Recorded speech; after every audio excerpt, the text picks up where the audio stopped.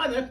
Today we're having a look at a few South African wines, and so here I have Boekenhoutskloof Syrah, the vintage on that 2013,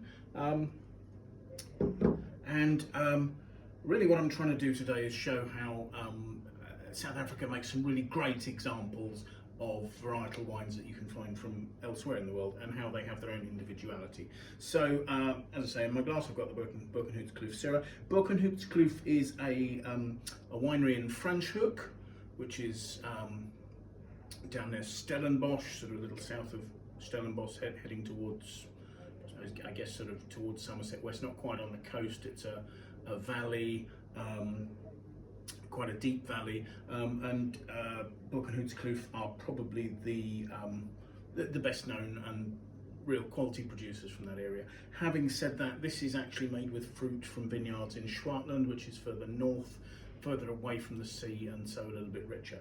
The wine in the glass has got, it's I don't know whether you can see close up, it's showing sort of alcohol legs there. It's fairly viscous.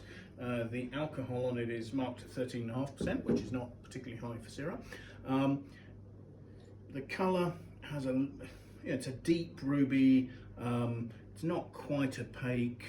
It's not particularly purple red, so perhaps showing a little bit of age there as the 2013. Smelling it, it's got lovely spicy and chocolatey rich aromas. There's an underlying sort of red to black fruit. There's sort of mulberry, damson, and dark plum in there.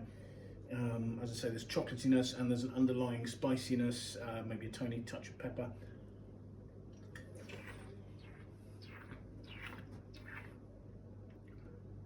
And tasting the wine, it's coming in sort of halfway between the warm style of an Australian Shiraz and the more classic Northern range Syrah. It's got the sort of the weight and roundness of more of the Australian sort of style from warmth, but you've still got the quite firm tannins, and not hard tannins, but you know, they're drying. They're a little astringency there, but also lovely velvety texture. As I say, chocolatey notes and a pepperiness on the finish that often marks Syrah. So they're really classic. It's got lovely long flavours. There's a freshness to the acidity. I say alcohol at 13.5%. The fruit makes it feel weightier than that, but it's not giving me an alcohol burn at the end there. And the flavours are lasting in my mouth and they're developing beautifully. So just at the moment, it's worth mentioning that the South African wine industry is going through its third period of prohibition due to COVID regulations in their country. And actually at the moment they're not allowed to sell wines pretty much at all within the country. There's no retail sales, there's no sales from cellar door. All the on-trade is closed.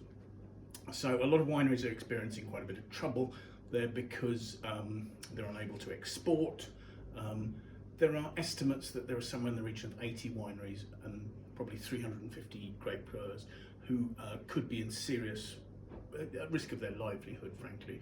And these three prohibitions, they reckon the first two cost their industry somewhere in the region of, was it 7.5 billion rand, which is about $500 million US. This has been devastating for them. So if you do want to buy South African wines, what we'd suggest is come to winesearcher, www.winesearcher.com. You can type the name of the wine you're looking to into the search there. So if you type in Boekenhoutskloof Syrah, this will find you there. And here you can see 25 offers from all around the world for these vintages there.